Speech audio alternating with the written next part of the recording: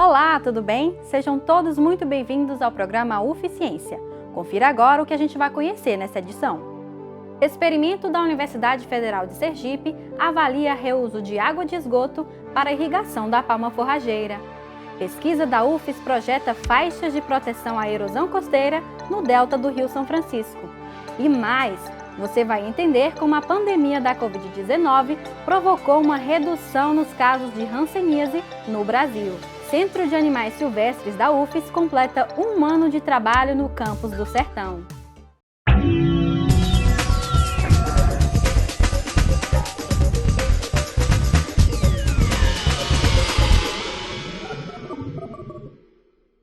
Uma pesquisa desenvolvida por professores aqui da UFES comprovou a eficácia do reuso da água de esgoto para irrigar a palma forrageira. O estudo foi realizado na Estação de Tratamento de Esgoto Sanitário de Sergipe e os resultados parciais já são promissores.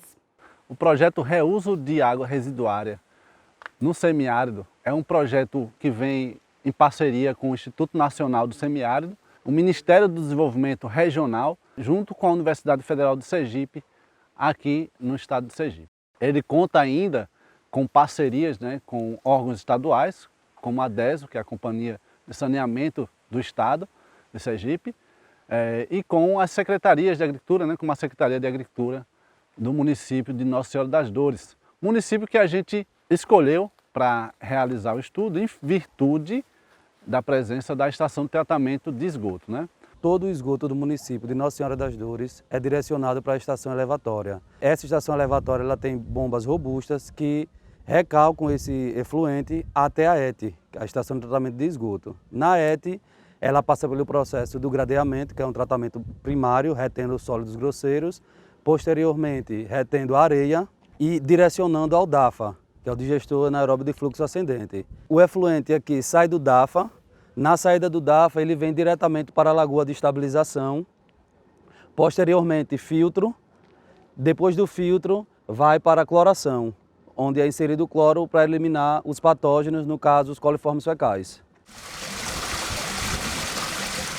Então, nesse projeto, a ideia é utilizar a água residuária tratada na irrigação. Essa água inicialmente seria devolvida à natureza, então nós captamos parte dela para destinar à produção de palma, à produção agrícola. Essa água tem um uso programado e destinado à palma. Um dos principais problemas no semiárido é essa disponibilidade hídrica. A gente não tem, vamos dizer assim, falta de recurso, mas esse recurso é um recurso limitado, e a gente precisa estar usando de forma eficiente. Então, com a estação de tratamento, a gente tem essa possibilidade. A gente cultiva aqui 3 variedades de palma.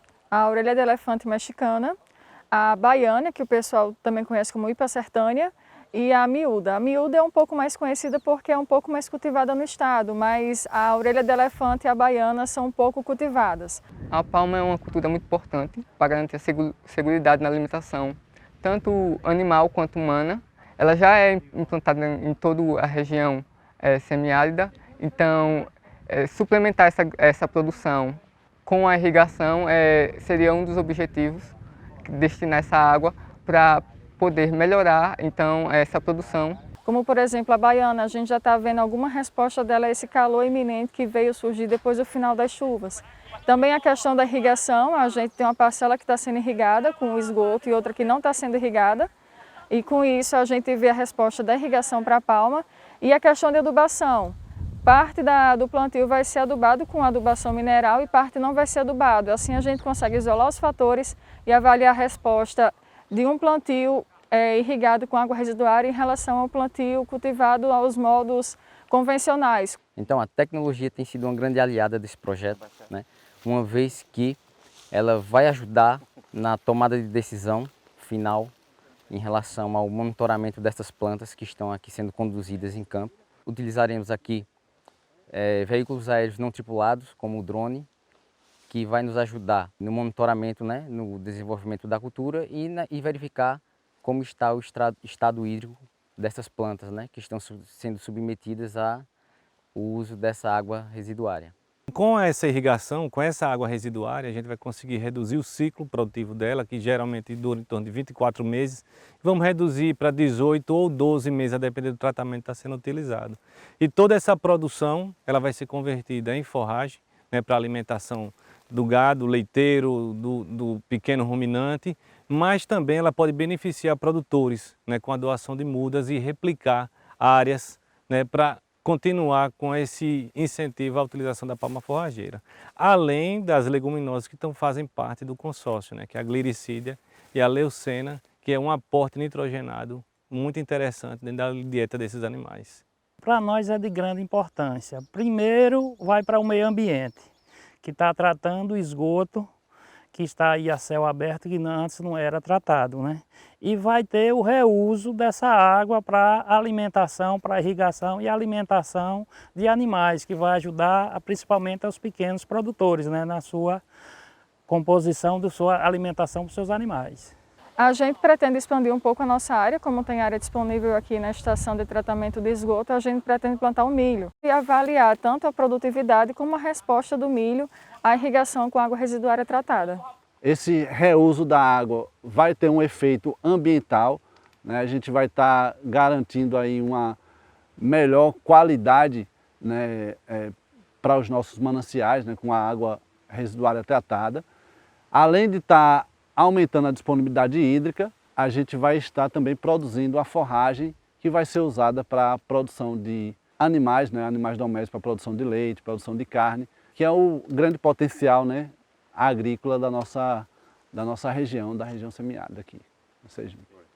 Agora a gente vai conhecer uma pesquisa sobre faixas de proteção à erosão na região costeira do Delta do São Francisco. O estudo concluiu que entre 1986 e 2017, os trechos erosivos aumentaram 32%, enquanto que a vazão fluvial foi reduzida em 24%. Vamos acompanhar. Eu morei no Cabeço, quase 20 anos, e vim para aqui morar no Saramém, sabe? E aqui construí outra vida, né? O Cabeço, povoado de Brecho-Grande, está situado na foz do Rio São Francisco, submerso atualmente, e está situado na linha de costa desse delta do São Francisco, que se estende de Pirambu, em Sergipe, até o Pontal do Pepa, em Alagoas. Eu saí de lá porque o mar tirou a gente, destruiu aquela parte daquele povoado, mas tinha outra parte atrás da gente, que era um pedacinho aqui do Arambipe. Aí a gente fizemos barraco para trás. E aí depois o mar veio, tirou a gente de novo. E a gente tivemos que vir para aqui. O povoado do Cabeço foi inundado e destruído pelo avanço do mar. Que se não fosse essa seca do velho Chico, nós ainda estávamos ali. Visando minimizar ou até mesmo evitar novos prejuízos no futuro, nós, juntamente com o programa de pós-graduação em Geociências e Análise de Bacias da Universidade Federal de Sergipe, decidimos desenvolver o projeto denominado Faixas de Proteção à Erosão Costeira no Delta do Rio São Francisco. O Laboratório de Geologia Costeira e Ambiental tem como missão estudar os aspectos físicos da zona costeira. Para isso, individualizamos as unidades geológicas geomorfológicas e os processos ativos, como a erosão costeira, utilizando imagens de sensoriamento remoto. De posse desse mapa preliminar, fomos a campo para verificar se a etapa de fotointerpretação foi feita corretamente, para coletar sedimentos, entre outras atividades. O meu TCC, que foi nesse tema, em Barra dos Coqueiros, e agora no mestrado estou realizando também essa variação da linha de costa em duas praias localizadas no interior da Bahia. Eu estudei a variação da linha de costa, né, a a situação, né, do impacto da erosão costeira nas praias, só que no mestrado focou mais no litoral sul. Basicamente 3 praias, né? A Praia do Saco, a Praia do Abaís e a Praia da Caueira. Na academia, chamamos esse Afonso Tumar de reculta a linha de costa. Isso significa que a linha de costa é o limite entre a praia e o continente. E essa linha de costa, ela recuou no sentido do continente. Nós utilizamos registros da vazão do Rio São Francisco e imagens de satélite da região entre os anos de 1986 a 2017. Nós constatamos que foi reduzida em 24% a vazão do Rio São Francisco de 1986 a 2017. Isso ocorreu principalmente devido à construção de diversas barragens ao longo do curso do rio. As barragens acabam retendo o fluxo de água do rio em direção ao mar.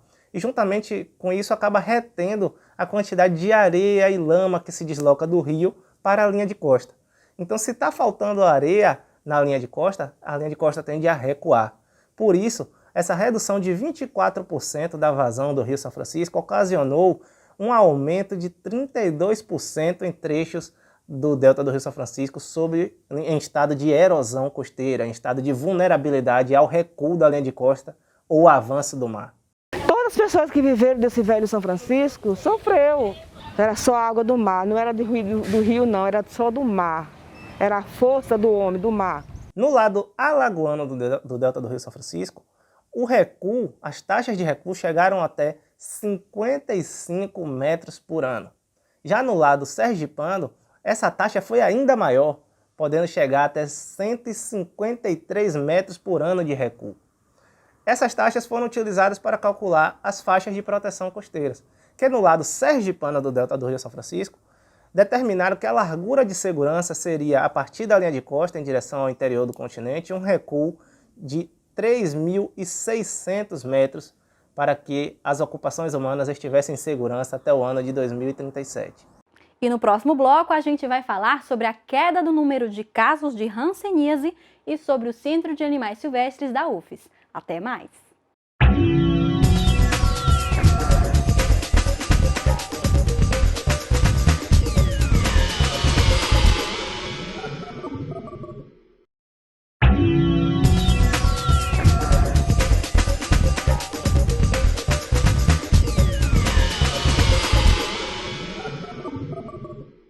E veja só, a doença do coronavírus trouxe diversos efeitos inesperados no organismo humano. Em Sergipe, o diagnóstico da hanseníase diminuiu 41% no ano de 2020, comparado com a média de casos no período entre 2015 e 2019.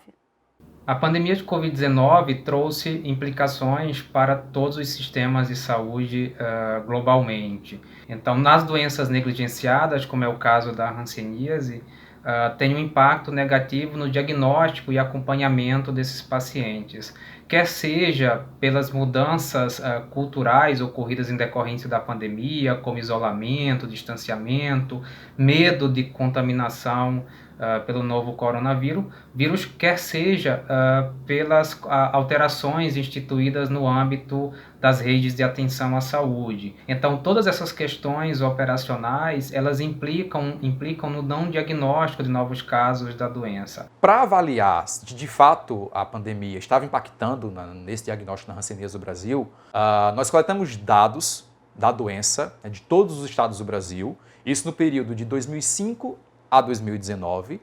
Então nós pegamos essa média estimada e comparamos com os dados que foram de fato reportados pelo Ministério da Saúde no ano 2020. A gente avaliou isso para algumas variáveis, como por exemplo, a hanseníase na população geral, a hanseníase na população em menores de 15 anos, porque esse é um indicador importantíssimo de gravidade da doença, porque isso significa aumento da taxa de transmissão, da ocorrência de infecção ainda em população jovem, e também avaliamos o percentual de diagnóstico das formas multibacilares. Essas formas multibacilares são as formas que têm alta carga de bacilos, e que são as principais fontes de transmissão da doença. E o que observamos nesse primeiro ano da pandemia em relação a esses diagnósticos de hanseníase no Brasil? Houve uma redução de mais de 40% do diagnóstico na população geral E essa redução foi mais expressiva ainda em menores de 15 anos. A redução percentual que a gente observou nos diagnósticos foi de quase 60%. E alguns estados eles apresentaram redução percentual de até 80% do diagnóstico de novos casos. No entanto, quando a gente avaliou os casos multibacilares, que são os casos mais graves da doença, houve aumento percentual no diagnóstico, ao contrário da população geral em menores de 15 anos, aumento percentual de até 21%. Isso é reflexo na redução do diagnóstico de casos paucibacilares, que são casos mais leves, e, consequentemente, aumento do diagnóstico de casos multibacilares, que são os casos mais graves, e os pacientes procuram atendimento por apresentarem sintomas mais graves. Esse cenário, em conjunto, ele indica, de fato, né, que a pandemia ela impactou expressivamente nos diagnósticos da hanseníase no Brasil como um todo, né, principalmente em estados da região Norte, Nordeste, Centro-Oeste, que já são regiões mais afetadas pela doença. Historicamente, né, a hanseníase, que é uma doença milenar, já existe uma certa dificuldade para fazer o diagnóstico, né? Porque muitas vezes o paciente ele observa uma lesão que não tem sensações ali, né, que ele perde a sensibilidade, e muitas vezes ele não dá a devida atenção e não procura ambulatório. Então muitas vezes o paciente chega no ambulatório para fazer o diagnóstico depois de anos que começou a manifestar as lesões. Associado a isso, né, também é necessário um conjunto de técnicas. Além do diagnóstico clínico, muitas vezes o profissional precisa de um diagnóstico histopatológico ou da realização da baciloscopia. Quando há esse atraso no diagnóstico e essa demora para o início do tratamento, o paciente muitas vezes ele pode evoluir com complicações clínicas, como manifestação dessas formas multibacilares, que aumenta a possibilidade de transmissão, especialmente para indivíduos contactantes, que são aqueles que moram no domicílio, que o paciente, e que tem maior chance de ser infectado pelo bacilo.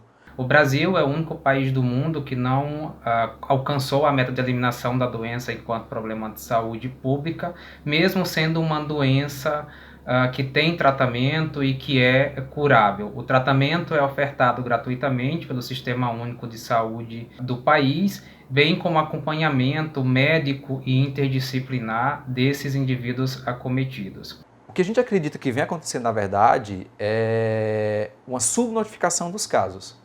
Esses pacientes, na verdade, eles não estão sendo diagnosticados adequadamente. Isso pode levar a que a gente chama de epidemia oculta ou endemia oculta, tá, em relação à doença. O que a gente pode esperar, na verdade, em alguns anos, é um aumento expressivo da doença no Brasil. E isso pode comprometer seriamente a meta que o Brasil e que a OMS tem de erradicação e controle da doença até 2030. E a Covid-19 ela traz um impacto negativo na medida em que gera um distanciamento entre os indivíduos que precisam de atendimento e os serviços de saúde capazes de oferecer esses atendimentos. Então isso aponta que tanto os gestores em saúde, como os profissionais e as equipes que trabalham com o controle da hanseníase e de outras doenças, provavelmente, eles vão ter que repensar em novas estratégias para aumentar o diagnóstico desses pacientes, para a identificação desses indivíduos infectados, né, o tratamento adequado, e só aí talvez a gente consiga melhorar esse cenário epidemiológico. E para finalizar, a gente vai conhecer um pouco do trabalho realizado no Centro de Aprendizagem e Manejo de Animais Silvestres, o CAMASE, que completou 1 ano de funcionamento no dia 24 de fevereiro. Nesse período, mais de 1.000 pacientes foram atendidos na estrutura localizada no campus do Sertão. O propósito do setor é abrigar animais vítimas de tráfico e maus tratos. A fauna silvestre sergipana é composta por um grupo muito específico de animais, dentre aves, répteis, anfíbios, insetos, peixes e diversos outros grupos que habitam 2 biomas específicos aqui na nossa região, como a Caatinga e a Mata Atlântica. Nesse contexto, diversos grupos de animais em risco ou vulnerabilidade de extinção, a exemplo do jabuti-piranga, do jabuti-tinga, dos papagaios do mangue ou papagaio verdadeiro e diversos outros grupos de animais, às vezes necessitam de um cuidado médico veterinário mais específico. Todos esses cuidados de saúde são fruto de sequelas e de uma falta de bem-estar desses animais quando mantidos em cativeiros ilegais ou traficados de forma também ilegal. A partir dessa necessidade, principalmente de atendimento, de realização de exames nesses pacientes, foi criado o setor de animais silvestres, que é conhecido como CAMASE. O CAMAS significa Centro de Aprendizagem e Manejo de Animais Silvestres. Ele começou as suas atividades em fevereiro do ano passado e desde lá mais de 1000 animais passaram aqui pelo setor. Atualmente o CAMAS tem 20 espécies, aves como papagaio, periquito, agapornis. Temos répteis como jabutis em atendimento e também temos o mamíferos, que é o coelho e o porquinho da Índia.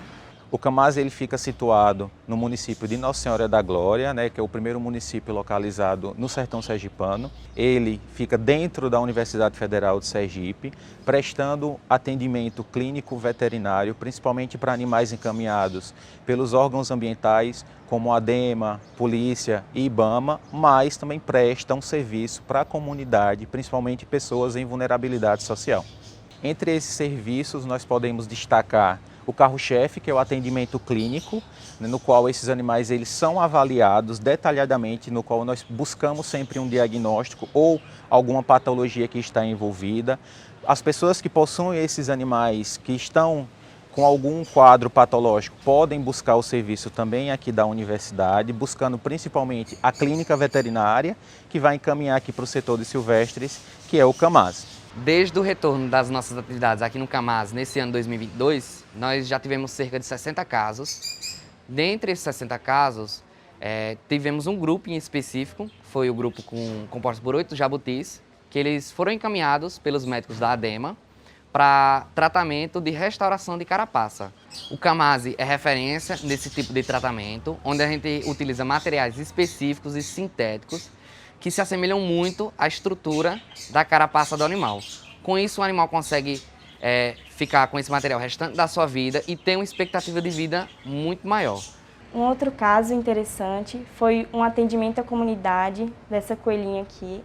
A tutora não estava mais com condições de seguir o tratamento, então ela trouxe a coelha e aqui no setor nós diagnosticamos que ela tinha um câncer de pele através do exame histopatológico e ela estava sem se alimentar, então ela estava caquética, não estava bebendo água, então ela estava desidratada e estava com alopecia ao redor dessa lesão, que seria sem pelo nenhum.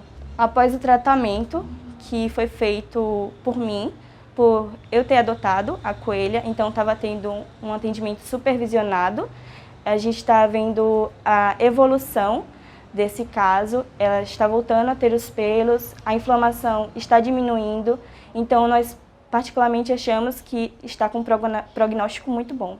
O CAMAS ele trabalha com 3 pilares específicos, com a pesquisa, com o ensino e com a extensão. Então, a partir das atividades que são desenvolvidas com a parte de clínica de animais silvestres, cirurgia, reabilitação, exames clínicos, nós conseguimos produzir frutos muito interessantes, desde o ensino para esses alunos, quanto à publicação de trabalhos que são disseminados por todo o país, além dessa contribuição para a comunidade por meio da educação ambiental. Além desses serviços que são prestados aos animais, o CAMAS também realiza pesquisas científicas.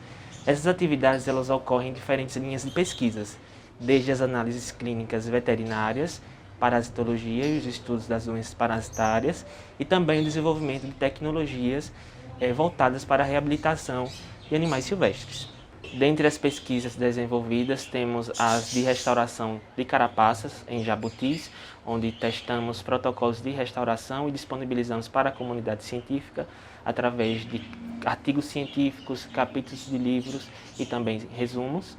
Temos também outra pesquisa que envolveu a utilização de raposas, onde comprovamos a ocorrência da leishmaniose em animais que vivem próximos das áreas urbanas. E a minha pesquisa de mestrado, que estamos investigando a participação de animais silvestres na transmissão da doença de Chagas, que é uma doença zoonótica e potencialmente fatal, que afeta tanto animais como também seres humanos. E não podemos esquecer de mencionar o trabalho que é feito ainda no setor de silvestres, em parceria com algumas delegacias, no qual animais que vieram a óbito por maus tratos, principalmente animais silvestres, são encaminhados para o setor para a realização de necrópsia e exames anatomopatológicos para descobrir qual foi a causa da morte desses animais. É de extrema importância o CAMAS estar aqui no Campus do Sertão, visto que didaticamente todos os cursos podem contribuir com o CAMASE, né? A agroindústria, a agronomia, a zootecnia, a veterinária, o departamento de educação também pode contribuir com o CAMASE.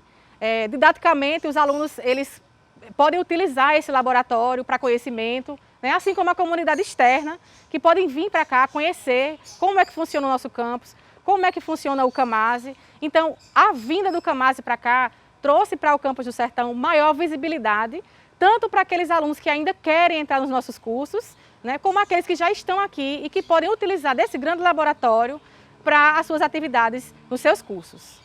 Estou há cerca de 1 ano no CAMASE e está sendo uma grande contribuição na minha formação, onde através da aprendizagem, da produção de artigos e também de capítulos de livros, além de processos como desde o recebimento dos animais até processos como atendimento, análises clínicas, procedimentos cirúrgicos e até mesmo reabilitação e a consequente tortura desses animais estão auxiliando bastante e agregando tanto a parte teórica como prática. Outro ponto crucial e pessoal na minha visão, né, é que já que sou uma pessoa PCD, é a sensação, pessoa com deficiência, é a sensação de acolhimento e inclusão que eu sinto aqui de todas as pessoas em volta que fazem parte do CAMASE. E isso me motiva cada vez mais a seguir o meu sonho, que é a formação na medicina veterinária. Chegamos ao fim do nosso programa. Espero que você tenha gostado de conhecer um pouco mais sobre o que a nossa universidade tem produzido. No próximo Uficiência estaremos de volta com mais divulgação científica para você. Se cuida e até lá!